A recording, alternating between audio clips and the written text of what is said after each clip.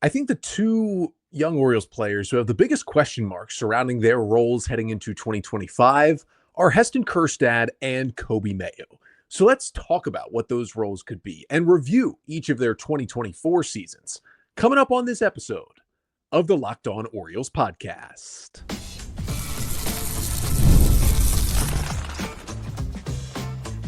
You are Locked On Orioles, your daily Baltimore Orioles podcast. Part of the Locked On Podcast Network, your team every day.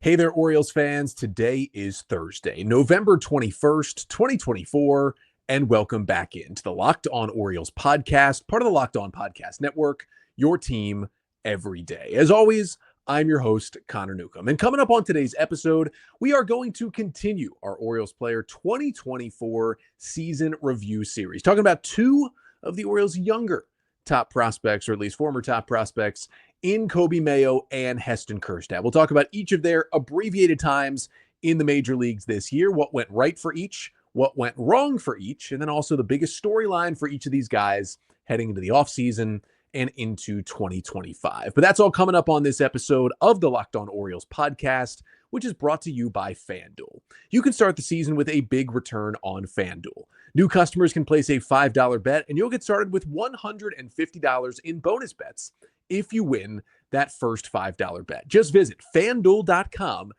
to get started today. So we continue on with our season review series, looking at pretty much every player on the Orioles 40-man roster and breaking down their 2024 campaigns. And today, we will talk about two players on this episode. That is Coby Mayo and Heston Kjerstad. And let's jump right in and begin with Coby Mayo. And let's start with what went right for Coby Mayo in 2024. Well, of course, it was that he made his major league debut. And for a young player, it really can't get much better than that. Coby Mayo making his major league debut for the Orioles on August 2nd in Cleveland, was called up just a couple of days after Jordan Westburg was hit by a pitch and ended up breaking his hand. We know Westburg missed like 6 to 7 weeks there, and the Orioles were just needing a third baseman. It was a little bit of how good Mayo had been in AAA, but also a little bit of necessity, and it just felt like there was nowhere else to turn, at least at that moment, besides Coby Mayo. And that is where the Orioles went. And again, some of it was out of necessity, but he had earned it with what he had done in AAA this year. In 390 plate appearances for the Norfolk Tides, Mayo had a 135 WRC plus. He hit 287. He slugged 562. He had 22 homers. He had over a 10% walk rate. He was showing in AAA that his bat, at least, was ready to come to the big leagues, and the Orioles saw a need for a third baseman, and they called him up. And he eventually got that first big league hit, which is always great to see, a single against the Nationals. It took a while. It was 12 days later on August 14th, but he got that hit at home, kind of a looping line drive into left field for a single was his first hit. That is always a memento to keep. And again, it was not the best stretch for Coby Mayo in his time with the Orioles. He played in 17 games this year.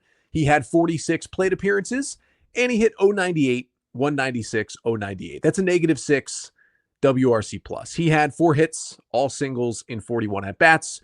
He walked 4 times, scored 4 runs. He had 22 strikeouts and a hit by pitch. It wasn't his best showing, but it was his first showing at the major league level. And he's 22 years old, and he got called up probably a little bit sooner than the Orioles would have liked. But the hope is, with him getting that taste, right, getting those 17 games in the big leagues, and there were more where he was, not playing, but at least on the roster and in that big league dugout as the O's were fighting for a playoff spot at the end of the year. That's big for him to have experience-wise as well. The hope is that he can be on that Colton Cowser timeline. Remember, Cowser came up at the end of 2023, really struggled, got sent back down, and then he tore it up in spring training this year, made the team, never looked back, and should have won AL Rookie of the Year. Unfortunately, came in second place in that award. Broke that down on yesterday's episode, so make sure and go check that one out if you haven't already. But that is the hope for Coby Mayo, that he figures it out this offseason, comes back with that tough experience in his back pocket, and starts to rake like we know Coby Mayo can. Now, what went wrong for Coby Mayo? Well, that was that he just did not produce at all. I mentioned he went 4 for 41 with 22 strikeouts. That's not what you want. That is a major league strikeout rate of 47.8% for Coby Mayo. It can only go up from there in terms of what he did at the plate. He had a 46% swing and miss rate, a 31% chase rate. That's the amount of pitches he was swinging at that were outside the strike zone. That's just not going to play at the big leagues. And again, super small sample size, 46 plate appearances as a 22-year-old. You're not going to do anything close to judging Mayo based on those 46 plate appearances, but it certainly could have gone a little bit better for Coby Mayo. Now, he was on the fastball at times, which was at least a good sign for Coby, because that's a pitch we know throughout the minors that he could crush a fastball. And so at the very least, you're thinking, oh, okay, this is something he did in the minor leagues. This is something he's able to do in the major leagues. Not that he was destroying the fastballs, but they didn't absolutely overpower him and overwhelm him. Can't say the same about the breaking balls and the off-speed stuff. Again, very small sample size at the major league level, but he had a 57% whiff rate against breaking balls and a 73% swing and miss rate against changeups and splitters, what Baseball Savant calls off-speed pitches. That is not good. He was chasing a good amount, breaking balls out of the zone. He could not hold up often enough to keep himself in the lineup, even when he was waiting for the bat to fully come around. And also, he was a little defensively shaky. Now, this is not as bad of a point here because we kind of knew this was the case when Mayo was called up. Again, as I mentioned, part of his call-up was out of necessity after the Westberg injury in late July, and we knew his defense just was not big league ready yet, but the Orioles thought, hey, we can hide him a little bit. At that point, we still have Ramon Arias on this roster that we can throw in there at times if we need to, and let's just see what Mayo can do. And there was some shakiness at third base. Mike Elias has said he thinks he's better at first base. There was a little bit of shakiness at first base as well when Mayo got a few innings over there at the big league level. Overall, not really the debut you want, but hey, maybe it'll end up being good for him. And he did get sent down as well. He was sent down basically right after that first hit against the Nationals because the Orioles just needed production. Westberg was out. Mayo was giving them nothing. Ramon Arias was starting to heat up at that point, but they still were just looking for some kind of bat to give them something. They eventually went to Emmanuel Rivera, claimed him on waivers, and he actually hit a little bit, as did Arias, which kind of buried Mayo to the point where he stayed in AAA for a bit. Now, he did come back in September. He was part of those September call-ups, and he was on the roster for most of the month of September, but just really didn't do much else when he got called back up and wasn't getting as regular of chances throughout September. He was just kind of another bat to have there on the Oriole bench. And yeah, again, not the stats he certainly wanted after year number one, but we know how good he can be. He is, to most people, either the number one or number two prospect in this system. To many people, he is a top 10 prospect in Major League Baseball, even after getting that first taste. And again, just like it was for Cowser, the hope is that he learns from it and he moves on, because we know the way he hits the ball in AAA. He had a 14% barrel rate in AAA this year. We know he can absolutely mash the baseball, and we know it'll be coming sooner rather than later. But for Coby Mayo, it was his first taste in the big leagues in 2024. That wasn't the case for Heston Kjerstad, but similarly, he did not have a lot of big league time, but for some different reasons in 2024. And we'll talk about those to review Kjerstad's season coming up next. But first, this episode of the Locked On Orioles podcast is brought to you by FanDuel. Get ready to tackle the NFL action with FanDuel, America's #1 sportsbook. Because right now, new customers can bet $5 and get $150 in bonus bets if you win. The FanDuel Sportsbook app gives you everything you need to place live bets on the NFL all in one place. So when you get a hunch in the middle of the game, you can check out the latest stats, view live play-by-play, and so much more on the same page where you place your bets. Just visit FanDuel.com to join today. You'll get started with $150 in bonus bets if you win your first $5 bet. That's at FanDuel.com. Never waste a hunch and make every moment more with FanDuel, an official sportsbook partner of the NFL.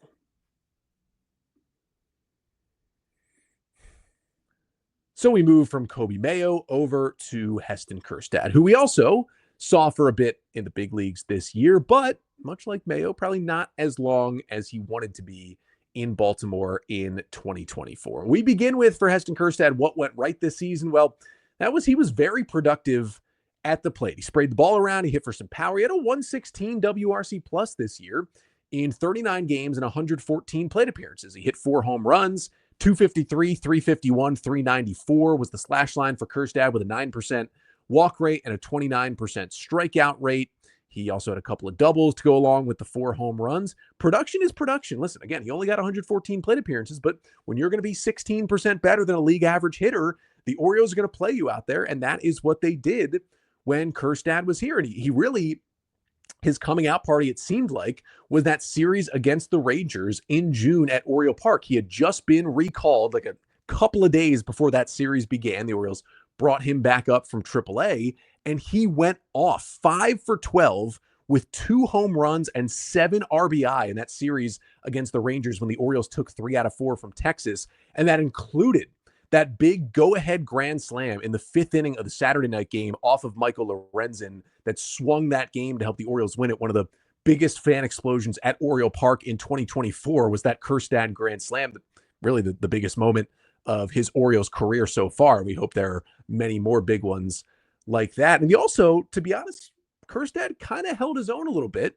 in the outfield by the end of the year. Now, Heston Kjerstad did come up briefly at the end of 2023, played in 13 games, had 33 plate appearances, a little cameo for the O's in September of last year. But the Orioles just basically almost never played him in the outfield last year. He was strictly a DH and a pinch hitter. Well, they started to float him out into the outfield in 2024, and early in his outfield chances, it was ugly. It was not good. But I got to give him credit, and I was down on his defense. He got better and better defensively as the season went on. And again, it is a smaller sample size. You know, you're looking at, for him, he played 135 innings in the outfield this year. However, he got better, and he ended up with a 0 in terms of outs above average with StatCast, which says, hey, Heston Kjerstad in those 135 innings was a league average outfielder. And you will take that from how bad Kjerstad has looked in the outfield sometimes. We know he's not a center fielder. We know he couldn't play left field at the old Oriole Park, but maybe now. We'll get to that in a moment.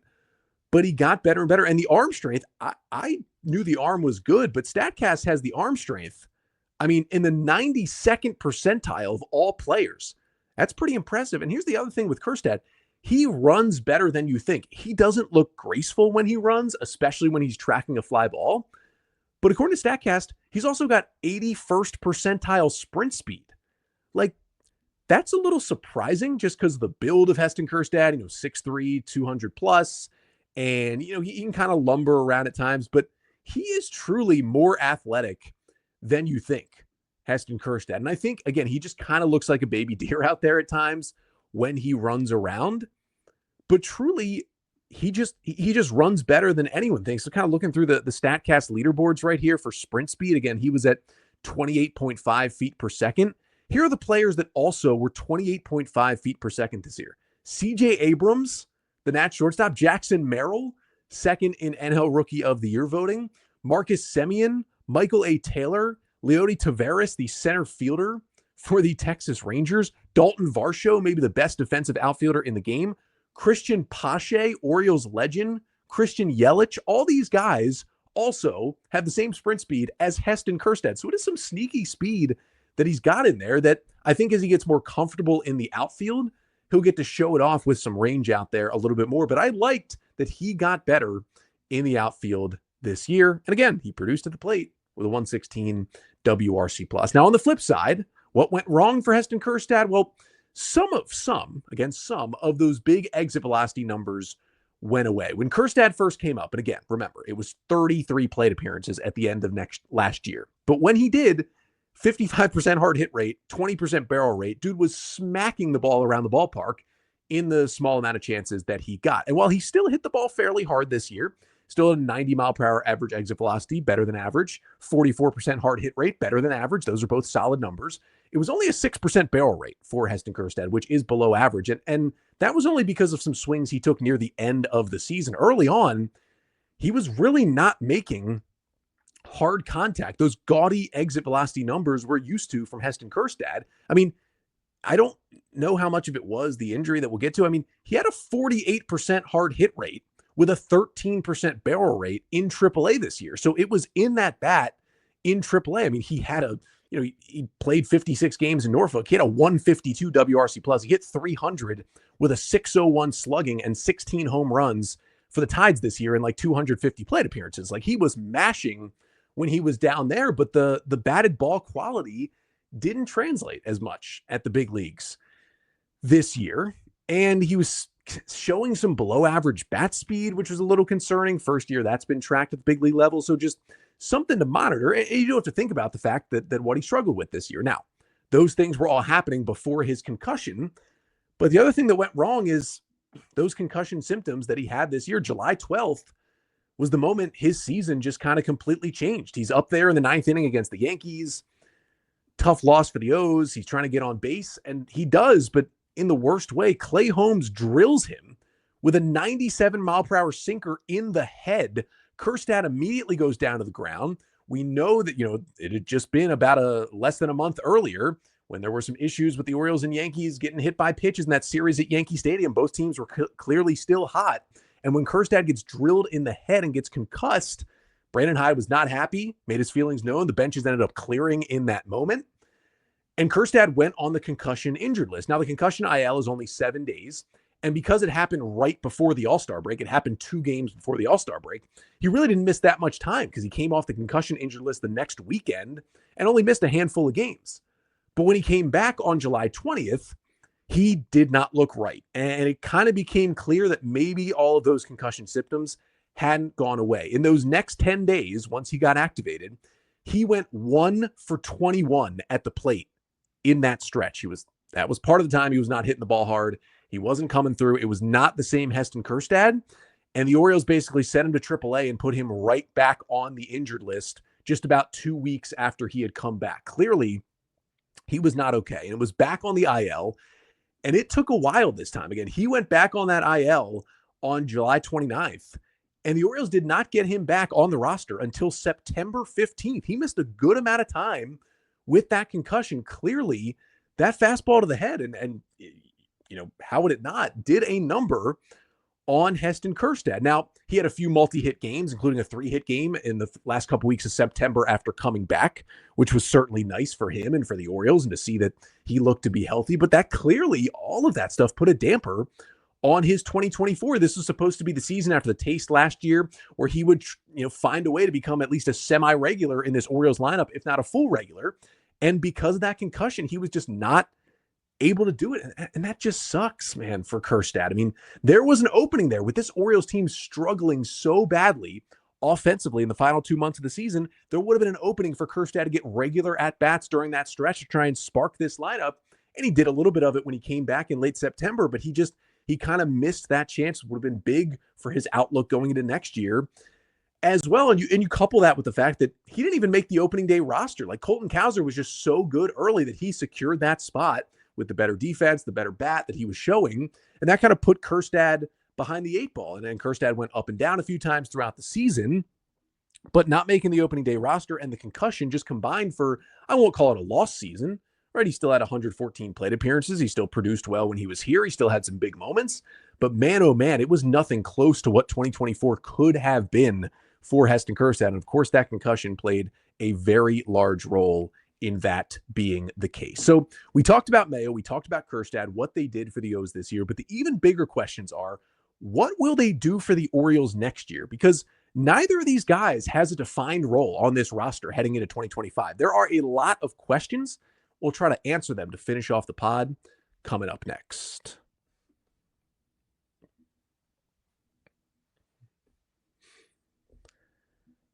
So to finish things off on this episode, wanted to talk about, what is the biggest storyline for Heston Kjerstad and for Coby Mayo heading into the offseason and then into 2025? And I think the first big question is, which of these two guys will play a bigger role for the Orioles next year if Anthony Santander does not re-sign with the Orioles and the O's don't bring in another big-time left field replacement, don't bring in a Teoscar Hernandez or a Tyler O'Neill or a Jurickson Profar or someone who could really fill that void. Again, if you're looking for names that could fit that list, check out last Friday's episode where I did my Orioles free agent right-handed hitting outfielder wish list. But if the O's lose Santander and don't bring in a big name, that clearly opens up a whole lot of at-bats for Heston Kjerstad in right field. He would be the guy where the O's would probably sign some sort of like mid-tier right-handed hitting outfielder. And at the worst, Heston Kjerstad would be on the big side of a platoon in right field to begin the year. And at best, he'd be the almost everyday right fielder if that's what happens. So that's certainly a possibility. But I have to think whether it's bringing back Santander or bringing in someone else, the O's seemingly are going to open up that pocketbook this offseason and spend on some free agents. A big name outfielder could be one of those guys if Santander is not back. So we will see. But there's always the chance the O's just believe in Kjerstad that much to mostly hand him that role with a right-handed hitter coming in to platoon with him. On the Mountcastle side, there's also a chance that he is moved. I mean, there's a chance for Kjerstad too, but on the Mountcastle side, there's a chance he's moved and that Coby Mayo could fill in at first base, and moving the wall back in will certainly benefit Coby Mayo. It would benefit Mountcastle as well, but it'll benefit Mayo, as I talked about on Tuesday's episode. Make sure to go back and check that one out. And of course, like, comment, and subscribe to the Locked On Orioles YouTube channel. Leave a rating and a review. Subscribe wherever you listen to the pod as well. You get all these episodes that I am referencing. But moving that wall in, that's going to be a benefit to Mayo. Again, talked about it on Tuesday, so check that one out. But just the way and the amount that he pulls the ball out to left field, and as far as he hits balls and as hard as he hits balls, that's going to be a huge boost for Coby Mayo. And also, moving that wall in, as I talked about Tuesday, could allow Heston Kjerstad to play a little bit more left field at Camden Yards because it's not as cavernous out there. Should be a little easier for him to now patrol left field. So, if Mountcastle is traded, which again, I'd call it a 50-50 possibility this offseason, Coby Mayo, I think, has the bigger role because he slots right in to that right-handed hitting first base option. If Mountcastle's not traded, it's probably Heston Kjerstad because it's tough to find regular at-bats for Mayo if both O'Hearn and Mountcastle and, of course, Jordan Westburg are all on this Orioles team next season. It's really hard to fit him in. Like, think about that. If Mayo's on this roster with Westburg, Mountcastle, and O'Hearn, most days you got Westburg at third, Gunnar at short, and you're hoping Jackson Holliday at second base. Then you have Mountcastle and O'Hearn at DH and first base. It's hard to get Mayo in there. I mean, I guess against lefties, right? You're sitting O'Hearn and you DH Coby Mayo. That's probably the only way he gets in there. But is he going to be the short side of a platoon player? Maybe if Jackson Holliday's not ready, Westburg plays second and Mayo plays third, but there's still some shakiness about his third base defense.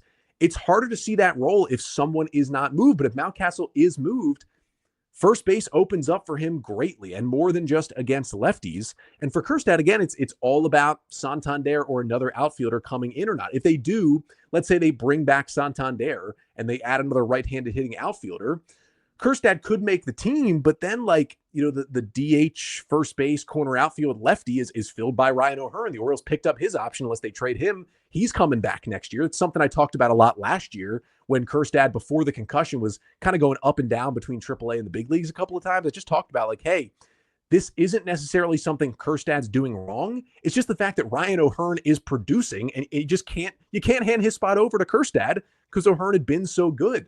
Now, maybe that's not the case next year. Kjerstad's path is that Ryan O'Hearn just kind of runs out of juice. All of this that O'Hearn has done, turning around his career the last 2 years, if that kind of flames out, that's Kjerstad's opening. If they do bring back Santander or do bring in another big name outfielder like a Teoscar Hernandez, which is why I think if they're not going to trade Mountcastle, they might trade Kjerstad if they're looking to trade for pitching. Now, Ken Rosenthal did have a report this week in The Athletic that the Orioles, when looking for pitching, he reported they are much more likely to buy it in free agency than to trade for it, although they are in on the Garrett Crochet sweepstakes right now. And that makes more sense with David Rubenstein opening up the bank here, that it's just, hey, you don't have to give up players, you have to give up money to get guys in free agency.